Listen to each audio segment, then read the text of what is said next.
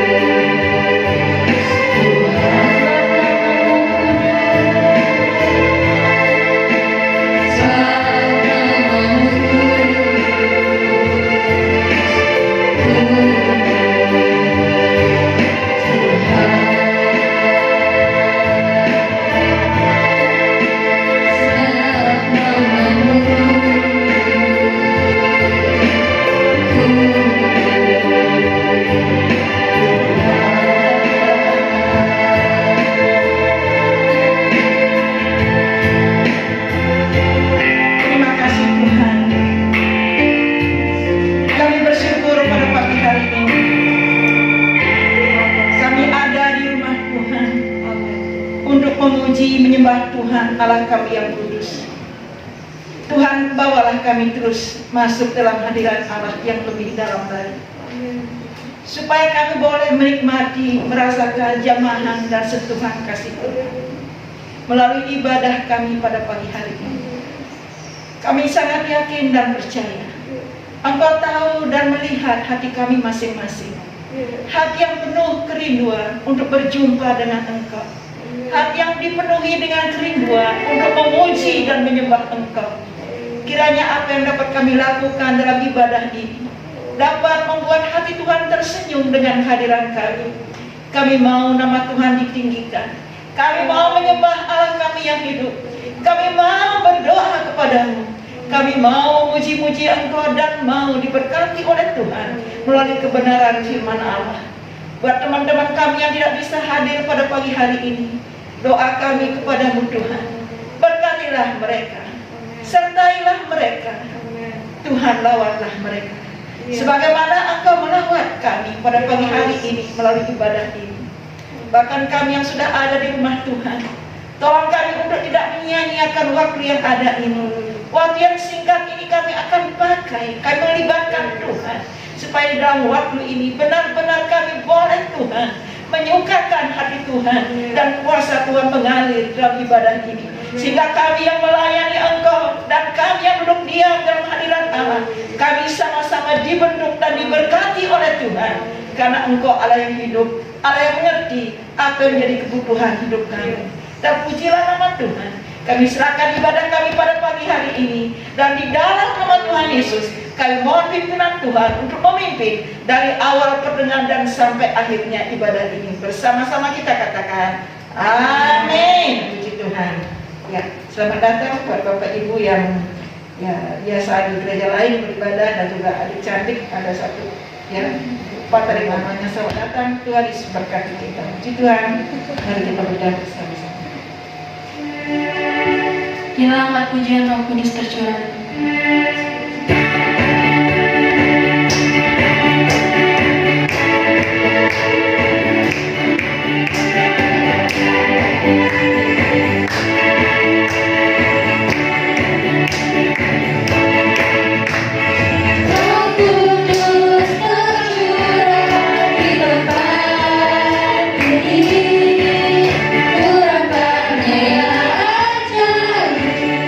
Memulihkan rumah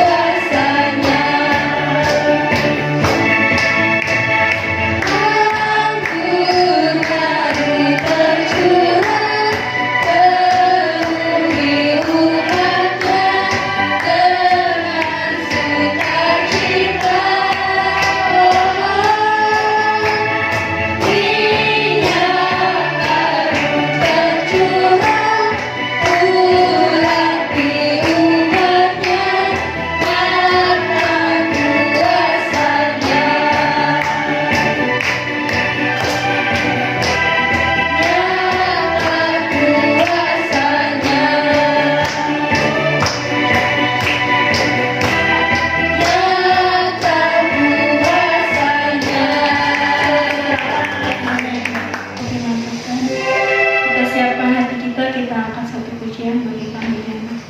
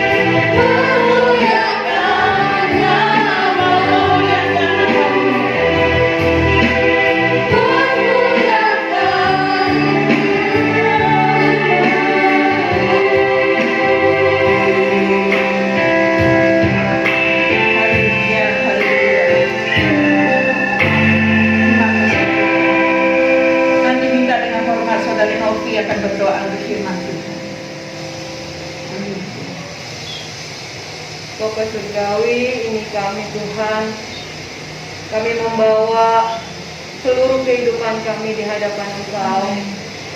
Selidiki kami Tuhan, lihatlah hati kami ya Tuhan. Betapa haus dan rindunya kami akan Engkau ya Tuhan. Kami buka hati kami lebar-lebar kepadamu ya Allah. Biar kiranya Tuhan, Engkau Allah yang Maha Tahu, mengetahui setiap kebutuhan hati kami, kebutuhan batin kami. Biar kiranya kami boleh dipuaskan melalui pemberitaan firman-Mu pada pagi hari ini. Tutup bungkus masing-masing kami Tuhan dengan kuasa darah-Mu. telinga kami Tuhan, mata kami mohon Tuhan, biar kiranya fokus kami hanya kepadamu. Terima kasih banyak Tuhan, hamba-Mu yang sudah siap untuk menjadi saluran berkat firman-Mu bagi kami semua. Di dalam nama Yesus, pakai dengan kuat kuasa-Mu Tuhan, otoritas surgawi ada atasnya, sehingga benar-benar Tuhan impartasi kuasa Allah boleh kami rasakan dan menikmati. Terima kasih banyak Tuhan. Di dalam nama Yesus kami menyerahkan pemberitaan firman-Mu pada pagi hari ini. Haleluya. Amin. Amin. Tuhan, silakan duduk Bapak Ibu. Selamat pagi, Tuhan Yesus memberkati kita. Kita bersyukur pagi hari ini bisa ada di rumah Tuhan. Ini adalah suatu hal yang luar biasa yang harus kita syukuri di hadapan Allah. Betapa baiknya Tuhan itu dalam kehidupan kita. Amin Bapak Ibu. Meskipun mungkin saat ini teman-teman kita tidak ada bersama dengan kita di dalam ibadah ini, tapi Tuhan juga tetap baik bagi mereka. Pemeliharaan Tuhan begitu luar biasa buat kita. Ini yang membuat kita senantiasa merindukan Tuhan untuk terus hadir dalam kehidupan kita. Nah, pada pagi hari ini, Bapak Ibu yang dikasihi oleh Tuhan, saya mengajak saudara untuk melihat di dalam kitab Markus, ya, Markus pasal yang ke-12 ayat yang ke-30. Ayat ini sudah begitu melekat di hati kita, di pikiran kita, sehingga ayat ini begitu nanti kita baca bersama-sama, kita diingatkan lagi, bahwa ayat ini tidak asing lagi bagi kita. Yuk kita buka bersama-sama dalam Markus pasal yang ke-12 ayat yang ke-30. Sudah menemukan? Bisa kita baca? Kita baca bersama-sama Markus pasal 12 ayat yang ke-30. Demikian firman Tuhan. 1, 2, 3. Kasihilah Tuhan Allahmu dengan segenap hatimu, dan dengan segenap jiwamu, dan dengan segenap akal budimu, dan dengan segenap kekuatanmu. Inilah nasihat, perintah untuk kita lakukan untuk mengasihi Tuhan. Saudara, kalau kita mau jujur, tidak mudah untuk kita dapat mengasihi Tuhan dengan segenap hati kita, dengan segenap jiwa kita, dengan segenap akal budi kita, dan dengan segenap kekuatan kita. Tetapi ini adalah firman Tuhan yang harus kita pelajari bersama-sama. Bukan hanya dipelajari, tetapi kita berusaha untuk melakukannya sebaik mungkin. Amin Bapak Ibu. Supaya kita senantiasa dapat melakukan perintah Tuhan untuk mengasihi Dia. Mengasihi Tuhan dengan segenap hati dibutuhkan hati seperti apa? Hati yang penuh penyerahan kepada Allah. Dibutuhkan hati yang berserah kepada Tuhan. Itulah sebab pada pagi hari ini saya beri tema firman Tuhan, yaitu hati yang berserah. Apa yang dimaksud dengan hati yang berserah? Hati yang berserah adalah percaya pada Tuhan dengan segenap hati. Amin saudara. Percayakah saudara kepada Tuhan dengan segenap hatimu pada pagi hari ini? Dengan segenap jiwa. Bukan hanya kita mengasihi Tuhan dengan segenap, tetapi Tuhan juga mau kita supaya mempercayai Dia dengan segenap hati kita, dengan segenap jiwa kita. Kalau kita melihat di dalam Amsal pasal yang ke-3 ayat yang ke-5, Amsal 3 ayat yang ke-5, di situ firman Tuhan katakan, percayalah kepada Tuhan dengan segenap hatimu, dan jangan bersandar kepada pengertianmu sendiri. Tuhan katakan jangan bersandar dengan pengertianmu sendiri. Saat situasi seperti ini, jangan pernah bersandar dengan pemikiran atau pengertian kita. Kita harus tetap bersandar kepada Tuhan. Mengapa Tuhan pagi hari ini mengingatkan saudara dan saya untuk kita tidak bersandar dengan pengertian kita sendiri? Saudara, kalau kita bersandar dengan pengertian kita, kita tahu pengertian kita ini sangat amat terbatas. Banyak hal yang kita tidak tahu dengan hal-hal yang terjadi di sekitar kita karena keterbatasan pengertian kita. Kita juga tidak dapat memahami ada apa di balik masalah ini, ada apa di balik pergumulan ini. Itulah sebabnya Tuhan katakan jangan bersandar dengan pengertian, mengandalkan pengertian, tetapi kita harus percaya kepada Tuhan. Dalam hal apa kita harus percaya kepada Tuhan? Di dalam hal apa? Kenapa saya dan saudara harus percaya kepada Tuhan? Ketika kita sakit, kita harus percaya kepada Tuhan dengan segenap jiwa kita, bahwa kita akan disembuhkan oleh Tuhan. Amin, saudara. Ketika kita berpergian ke rumah Tuhan, kita juga harus yakin. Kita pergi ke gereja, dan di gereja juga Tuhan akan menjumpai kita, memberkati kita. Harus ada kepercayaan seperti itu. Kalau enggak, ngapain kita ke gereja? Buang-buang waktu, pakai masker lagi, dan lain sebagainya. Kita juga harus percaya kepada Tuhan. Ketika hati ini lelah, ketika hati ini capek, ketika hati ini terasa pedih, ketika hati ini menangis dan menjerit kepada Tuhan, ketika kehidupan kita terasa terkurung oleh karena keadaan yang tidak bersahabat, kehidupan ini terasa runtuh, dunia kita terasa runtuh, dan kehidupan kita terasa jatuh begitu dalam. Dan saat-saat seperti ini pun kita harus percaya sepenuhnya kepada Tuhan. Amin, saudara. Karena firman Tuhan katakan, sekalipun kita jatuh, namun Dia tidak akan membiarkan kita sampai tergeletak. Apapun Tuhan izinkan terjadi dalam kehidupan kita, bukan untuk mencelakai kita, bukan untuk menghukum kita. Kita harus yakin dan percaya bahwa Tuhanlah yang senantiasa menjaga, memelihara, melindungi kehidupan kita. Ini perlu kita garis bawahi, saudara. Hati yang berserah, percaya kepada Tuhan. Lalu yang kedua, hati yang berserah, yaitu mencari Tuhan dengan segenap hati dan juga dengan segenap jiwa. Ulangan pasal yang keempat, ayat yang ke-28 dan juga 29. Ulangan pasal yang keempat, ayat 28 dan 29. Ini firman Tuhan katakan, saya bacakan di sini. Maka di sana kamu akan beribadah kepada Allah buatan tangan manusia, dari kayu dan batu, yang tidak dapat melihat, tidak dapat mendengar, tidak dapat makan, dan tidak dapat mencium. Ayat 29, perhatikan baik-baik. Dan baru di sana engkau mencari Tuhan Allahmu dan menemukannya, asal engkau menanyakan Dia dengan segenap hatimu dan dengan segenap jiwa. Bapak Ibu yang dikasihi oleh Tuhan, untuk menemukan ayat ini saya ceritakan sedikit latar belakang daripada kenapa sampai ayat ini muncul.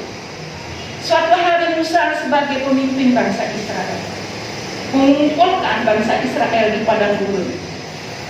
Musa katakan, sebelum kamu menyeberang sungai Yordan ini, sebelum kalian sampai ke negeri Kanaan, negeri yang dijanjikan oleh Tuhan untuk nenek moyang dan juga untuk engkau, kamu harus terus berpegang pada perintah Tuhan yang Tuhan berikan di Gunung Sinai ini. Saudara, ini bahasa saya. Kalau kita ingat cerita ini, Tuhan memberikan 10 perintah untuk dilakukan oleh bangsa Israel. Di mana, saudara? Di Gunung Sinai, di padang gurun. Nah, sekarang Musa mengingatkan mereka, bilang mereka sampai ke negeri Kanaan, negeri perjanjian, mereka harus memegang perintah ini, mentaati. Ya.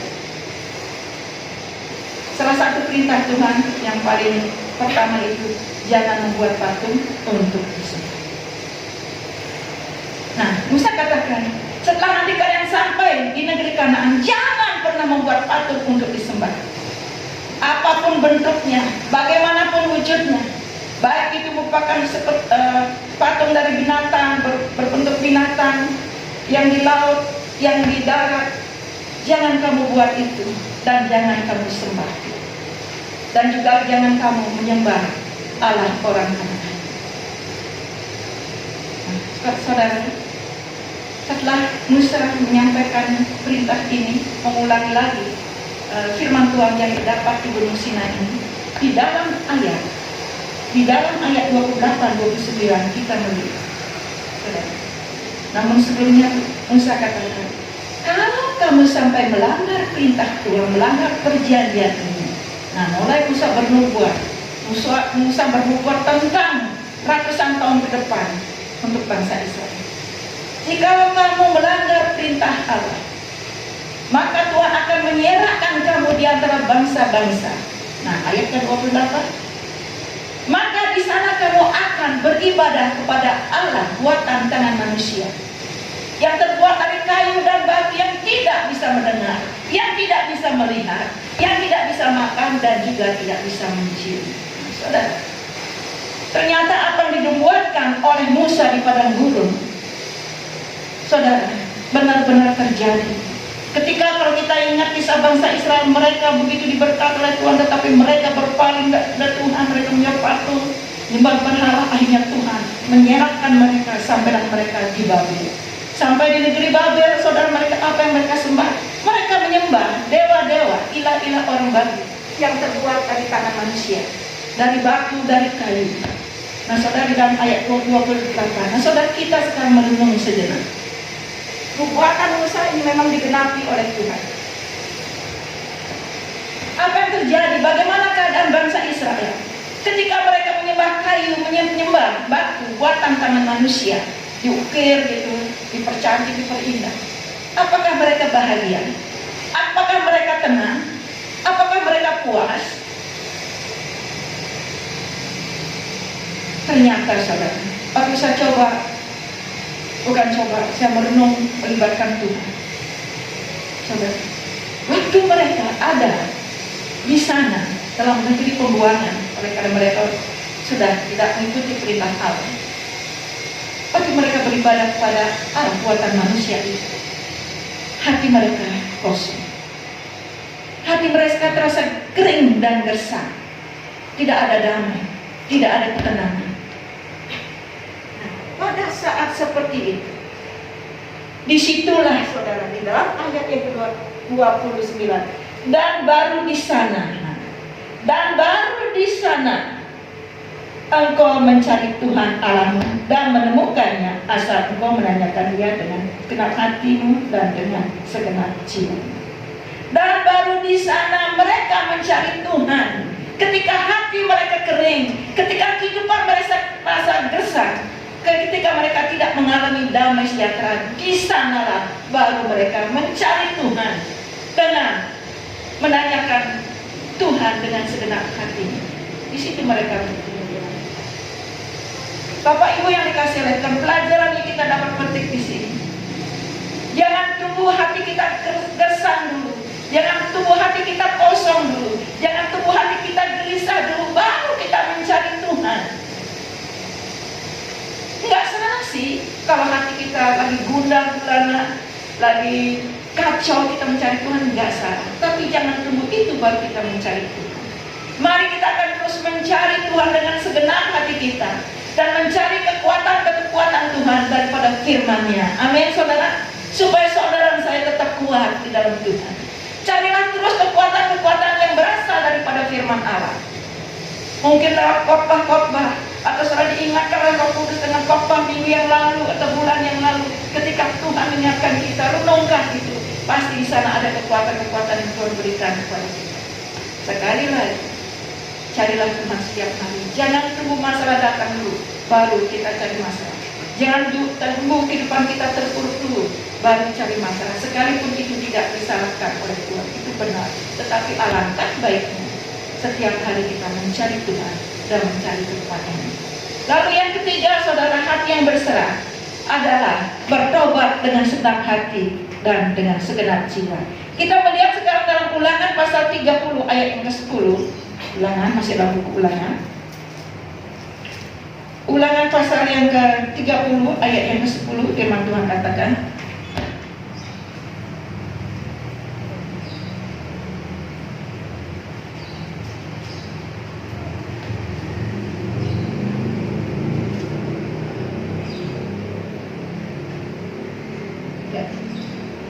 apabila engkau mendengarkan suara Tuhan, sekali lagi, apabila engkau mendengarkan suara Tuhan Allahmu dengan berpegang pada perintah dan ketetapannya yang tertulis dalam kitab Taurat ini, dan apabila engkau berbalik kepada Tuhan Allahmu dengan segenap hatimu dan dengan segenap jiwa.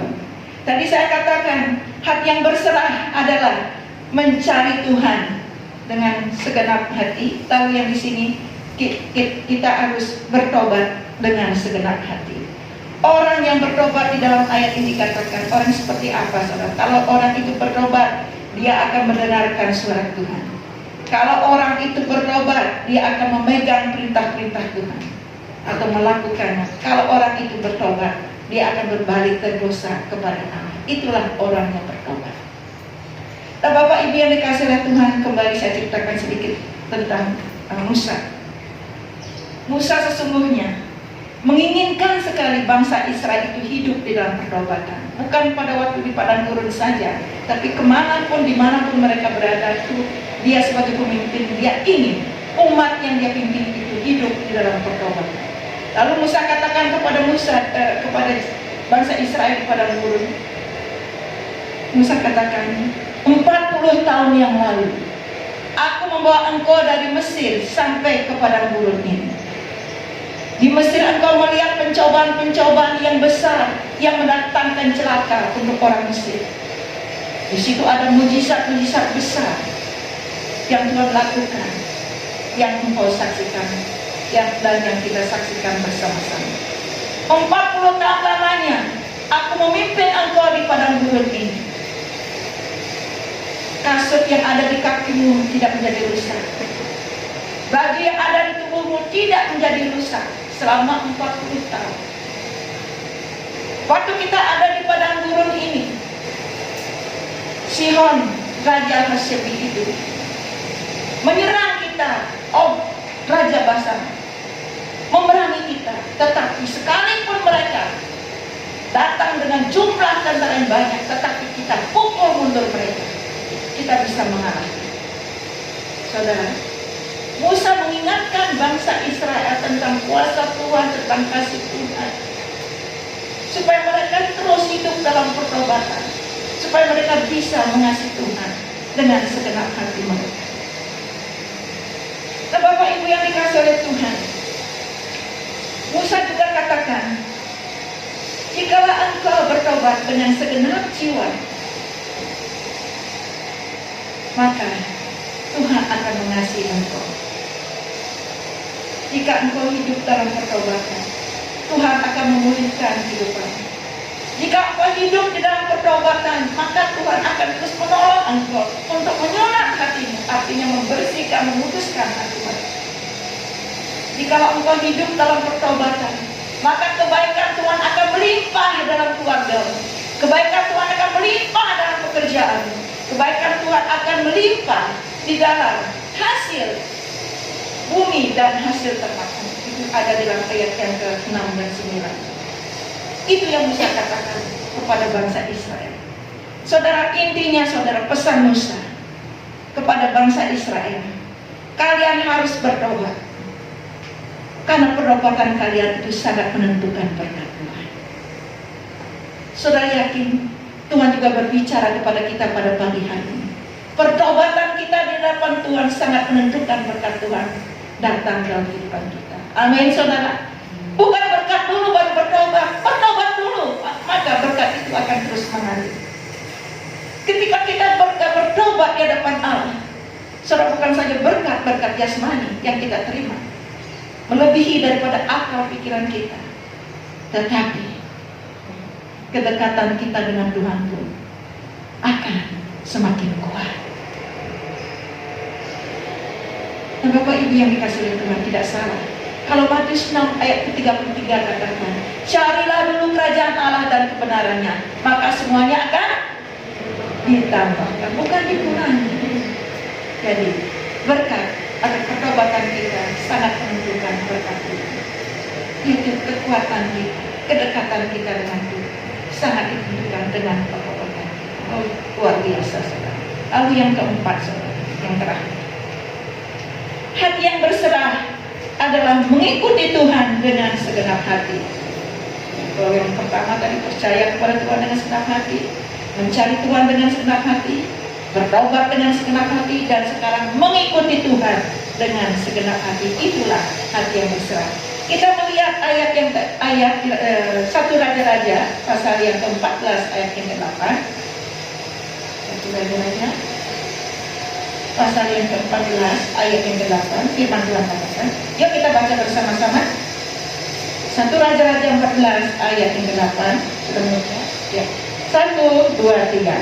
Aku telah memuliakan kerajaan dari keluarga Daud dan memberikannya kepadamu. Tetapi engkau tidak seperti hambaku Daud, yang tetap mentaati segala perintahku dan mengikuti aku dengan segenap hatinya dan hanya melakukan apa yang benar di mataku. Saudara, ayat ini bentuknya adalah dalam bentuk pujian kepada Daud dari Tuhan. Tuhan memuji Daud di dalam ayat ini. Kenapa saudara? Karena Daud mengikuti Tuhan dengan segenap hati. Ceritanya bagaimana sampai muncul ayat ini? Saudara, satu hari kita tahu Israel terpecah menjadi dua kerajaan, kerajaan selatan, Yehuda, utara itu Israel. Pada waktu Yerobiam memerintah menjadi raja atas Israel, raja Israel ini saudara menyuruh istrinya untuk menyamar menjadi orang lain. Pernah dengar cerita ini? Mungkin jarang ini disampaikan ya lewat khotbah. Raja Yerobiam menyuruh istrinya menyamar menjadi orang lain. Raja Yerobiam ini, raja Israel ini menyuruh istrinya mendatangi seorang nabi yang bernama Ahaya. Karena nabi inilah yang dulu mengurapi Yerobiam menjadi raja Israel. Kenapa mesti menyamar? Kenapa mesti mendatangi Nabi Ahia ini? Apa yang terjadi dengan Raja Yerobiam? Pada saat ini raja hatinya lagi kacau, pikirannya kacau, enggak tenang. Karena anak yang dia sayangi, dia begitu menaruh harapan banyak kepada anak yang dia sayangi, bernama Abia, sedang mengalami sakit yang keras, enggak sembuh-sembuh. Ada rasa takut, getir di hatinya karena dia sudah banyak menaruh harapan anak ini nanti ini begini untuk kerajaan dan juga untuk keluarga. Ternyata anak ini sakit parah.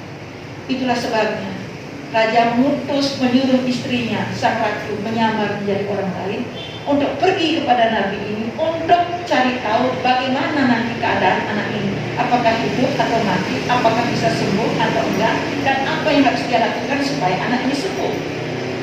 Tanya kepada nabi. Akhirnya saudara, di sisi lain Tuhan berbicara kepada Nabi Ahia ini. Tuhan katakan, Ahia, istri Yerobiam akan datang kepadamu menemui engkau dan dia menyamar menjadi orang lain. Apabila nanti ia datang, sampaikan pesanku ini buat Yerobiam. Lalu Tuhan katakan, katakanlah ini kepadanya. Ini pesan untuk Raja Yerobiam. Nah, setelah Nabi ini mendapat pesan daripada Tuhan, saudara, enggak lama kemudian sang ratu yang sudah menyamar menjadi orang lain itu datang ke rumah Nabi ini. Waktu Nabi ini mendengar ada langkah kaki seseorang mendekati rumahnya, lalu ia dengan segera membuka pintu. Kata-kata yang pertama yang dikatakan apa, saudara? Kalau saudara melihat ayat sebelumnya, sang Nabi mengatakan, masuklah istri Yerobiam. Kayaknya kurang sambutan gak bagus.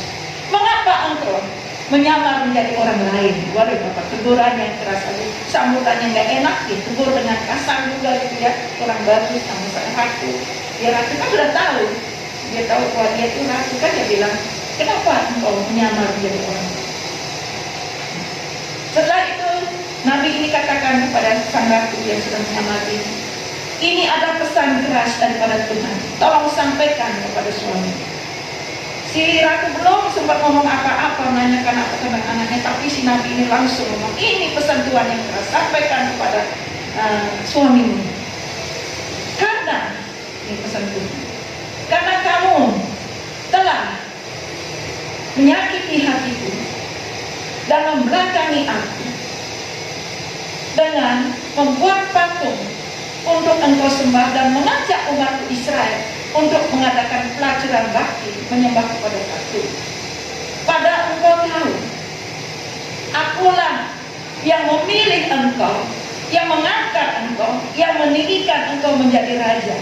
Tetapi engkau tidak seperti hamba-Ku Daud, yang tetap setia melakukan perintah Allah dan yang mengikuti aku dengan segenap hati. Oleh sebab itu, semua keturunanmu yang laki akan binasa. Nah, saudara, itu pesan keras daripada Tuhan yang disampaikan oleh Nabi kepada sang raja.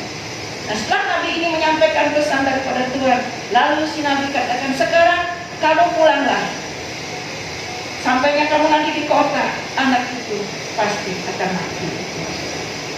Ya, enak benar ya dengar ya, pesan Tuhan yang benar-benar luar biasa, bisa menggoncangkan jiwa. Dan saudara, kalau cerita ini kita lihat, akhirnya sang ratu pulang. Sampai di rumah, saudara, begitu dia melangkahkan kakinya di ambang pintu rumahnya, anaknya pun mati.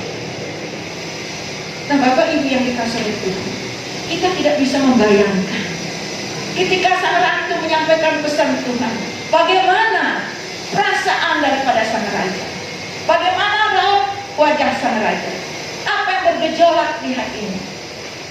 Sudah pasti secara manusia, pasti dia, apalagi saudara, anaknya mati, keluarganya akan dibinasakan oleh Tuhan, dia disadarkan dia sudah menyakiti hati Tuhan, pasti ada perasaan menyesal. Itu wajar. Tapi ingat, ada sebab, ada akibat. Penyesalan. Saudara, kita sebagai anak-anak Tuhan, kita tidak mau menyesal di kemudian hari. Oleh sebab itu, saat-saat ini mari kita mengikuti Tuhan dengan segenap hati kita. Amin, saudara. Kita tidak mau menyesal di kemudian hari. Oleh sebab itu, mari kita perhatikan baik-baik keluarga kita. Berikan perhatian kepada suamimu dengan baik. Berikan perhatian kepada istrimu dengan baik. Berikan perhatian kepada anak-anak sebaik mungkin, supaya nanti tidak ada penyesalan dalam kehidupan kita. Kalau kita masih dipercayakan untuk bekerja, bekerjalah yang baik supaya nanti tidak ada penyesalan. Kalau kita melayanilah dengan baik supaya di kemudian hari tidak ada penyesalan. Kalau mau beribadahlah dengan cara yang benar supaya nanti tidak ada penyesalan. Mari saudara, untuk mengikuti Tuhan dengan segenap hati dibutuhkan hati yang berserah. Untuk mempercayai Tuhan dengan segenap hati dibutuhkan hati yang berserah. Dan untuk melakukan pertobatan dengan segenap hati dibutuhkan hati yang berserah. Untuk mencari Tuhan dengan segenap hati dibutuhkan hati yang berserah. Nah, Bapak Ibu yang dikasih Tuhan, kita sangat yakin Tuhan kita dapat kita percaya. Amin, saudara. Dapat dipercaya. Mari pagi hari ini kiranya Tuhan akan menolong kita dalam melalui rohnya berbicara di batin kita, sehingga kita benar-benar dapat melakukan perintah Tuhan yang agung itu untuk mengasihi Tuhan dengan segenap hati. Terpujilah nama Tuhan. Mari kita berdoa sejenak. Terima kasih Tuhan, Kau baik dan luar biasa dalam kehidupan kami. Kami telah menerima berkat firman-Mu. Sebentar lagi kami akan mengambil perjamuan kudus. Tuhan, berkatilah perjamuan ini, supaya kami senantiasa mendapat kekuatan daripada Tuhan. Berkatilah perjamuan ini. Tolong kepada kami untuk kami mengerti akan arti perjamuan ini, supaya kami boleh terus Tuhan mengasihi Engkau dengan segenap hati kami, dengan segenap jiwa kami, dengan segenap akal budi kami, dan dengan segenap kekuatan kami. Terima kasih Tuhan. Dalam nama Yesus kami terima perjamuan Tuhan. Haleluya. Amin. Tuhan, kami minta dengan hormat hamba-Nya Bapak Sarmen akan membagikan perjamuan kudus.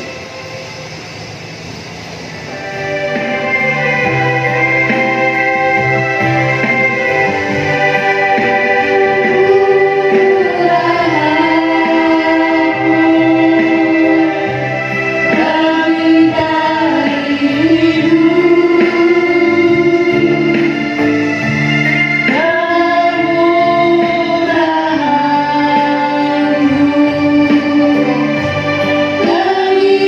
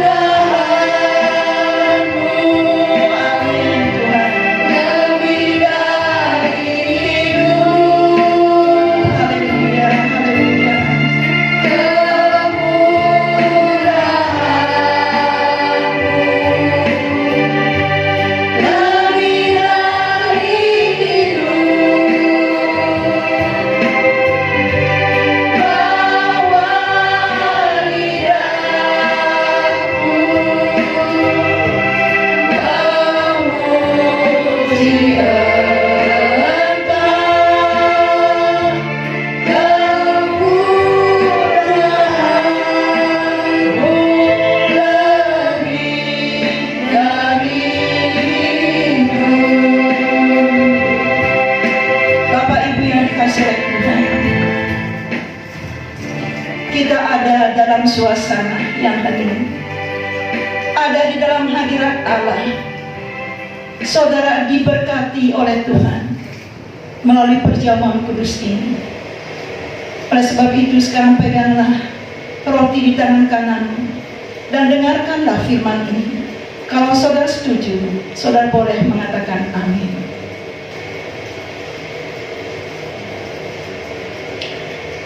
Bukankah roti yang kita pecah-pecahkan adalah persekutuan dengan tubuh Kristus?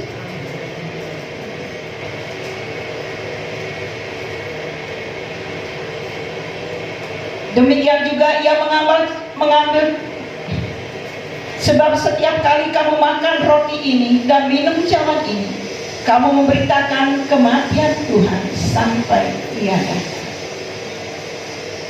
Terima kasih. Terima kasih Yesus. Kami bersyukur kepadamu Tuhan. Kalau pada pagi hari ini kami boleh diingatkan bahwa Engkaulah yang mengadakan persekutuan yang indah ini antara kami dengan Engkau. Kami diingatkan akan kasih Tuhan. Kami bersyukur sampai saat ini kami boleh menikmati kasih Tuhan. Sebagai ucapan syukur kami terima berkat Tuhan yang dilambangkan oleh roti ini yang melambangkan tubuh Kristus di dalam nama Tuhan Yesus. Mari kita makan bersama-sama.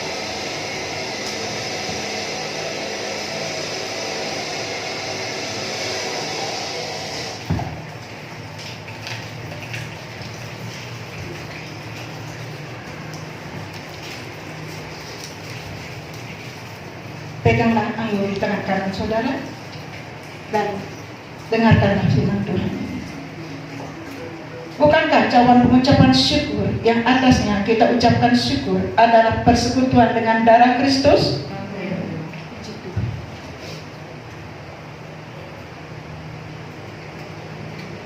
Demikian juga ia mengambil cawan sesudah makan, lalu berkata, cawan ini adalah perjanjian baru yang dimeteraikan oleh darahku. Perbuatlah ini setiap kali kamu minumnya menjadi peringatan akan aku. Mari kita bersyukur kepada Tuhan. Kami bersyukur kepadamu Tuhan. Hati kami mengagumi Engkau. Darah-Mu lah yang telah memeteraikan kami. Kami menjadi anak-anak Tuhan yang diberkati oleh Tuhan, yang dikuduskan oleh Tuhan, yang dijadikan pelayan-pelayan Tuhan untuk memberitakan Injil Tuhan. Untuk hal ini kami bersyukur kepada-Mu Tuhan melalui persekutuan ini. Dan kami terima berkat Tuhan, panggilan Tuhan di dalam nama Tuhan Yesus melalui air anggur ini. Dalam nama Yesus, mari kita minum bersama-sama.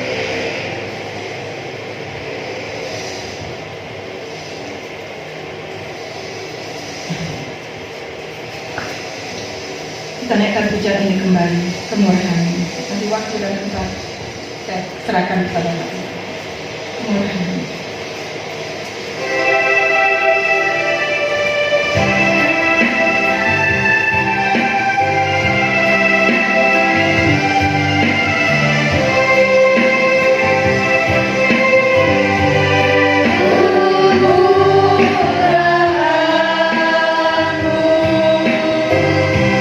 Lebih dari hidup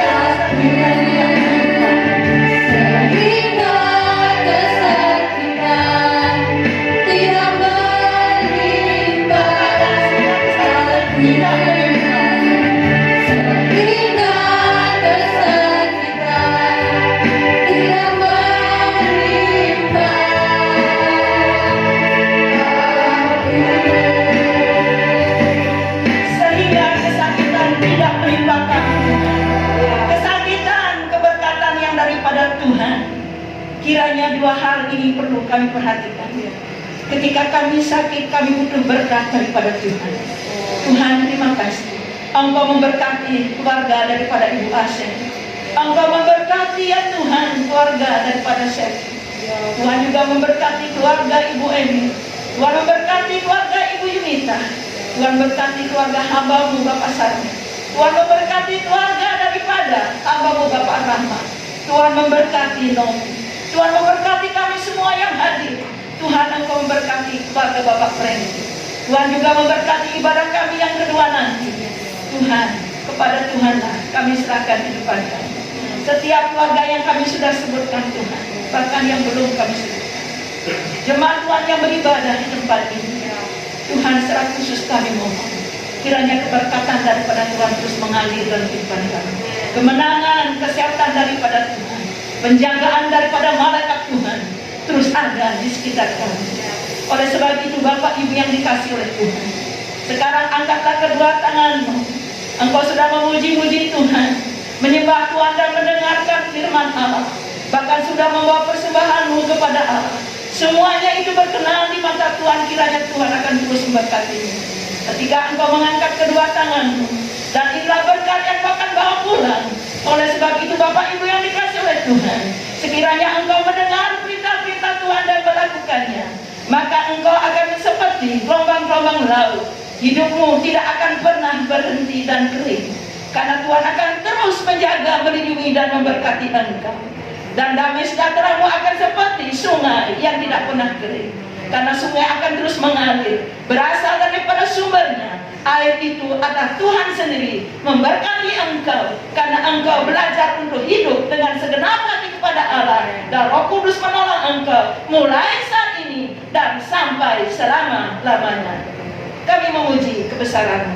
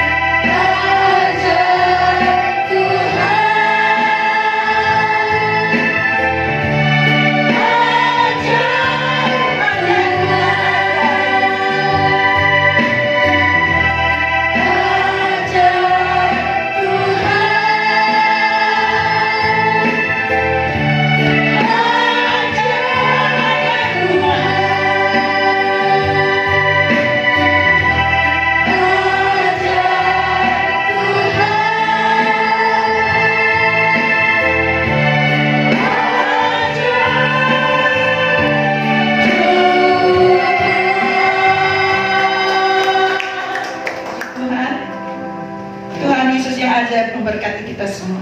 Tetap jaga kesehatan. Sampai berjumpa di hari yang akan datang.